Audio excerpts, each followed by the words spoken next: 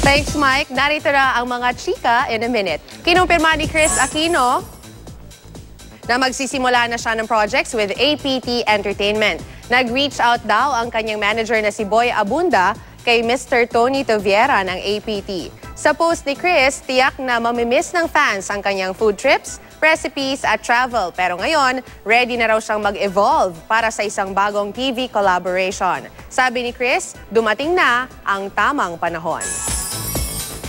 Naging very romantic at private ang wedding ni Isabel Daza at kanyang longtime boyfriend na si Adrian Samblat.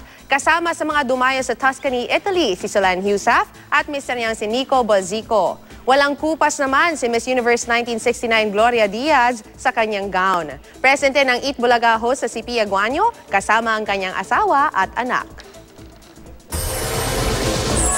Sunod-sunod ang rampa ni Miss Universe 2015 Pia Wurtzbach sa events ng New York Fashion Week.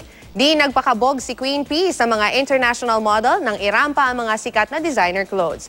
Reunited din sila ni Miss USA 2015 Olivia Jordan kasama si Miss USA 2016 Deshauna Barber. Litaw ang ganda ng ating Miss Universe sa kanyang new look na may bangs.